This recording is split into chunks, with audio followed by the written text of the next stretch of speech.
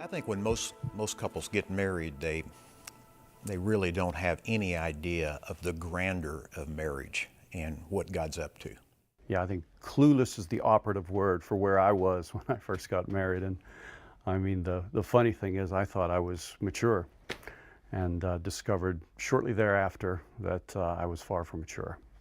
The starry-eyed myth that most couples are dealing with is this myth of romanticism, this myth of I usually say it, the one, you know, I found the one, and that the myth says that if you find the right one,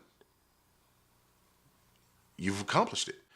The reality is that you can't know the one until you get married, and then you know they're the one because you got married.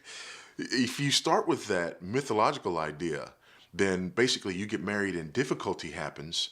Well, if the myth says marry the right one and it's going to be clear sailing, I got married and it wasn't clear sailing, guess what?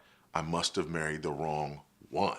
We should never enter into marriage with an open door policy or a mindset that, okay, this may not work. We enter into marriage that says that this is my life for the rest of my life, and this car has no reverse. My marriage has to tell the truth about God.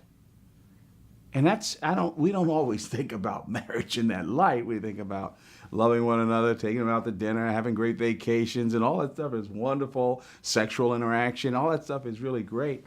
But the truth of the matter is the ultimate purpose of a marriage relationship in human history, frankly, is that my marriage is to reflect and to tell the truth about the God we're related to and whose image we bear.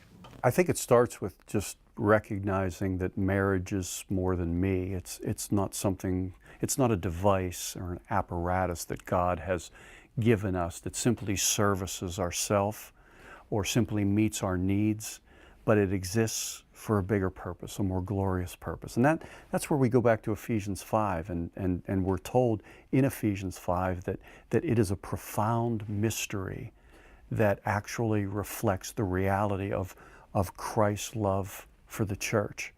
And so it's being in marriage with the reality that while what takes place in our marriage each and every day is significant, it's important, that there's something far more significant and important going on. There's a statement, there's a testimony, there's a parable that's playing out that reveals something about God. That marriage is embedded in the culture as a gospel testimony that is always making statements. The only question is whether it's a good statement or a bad one.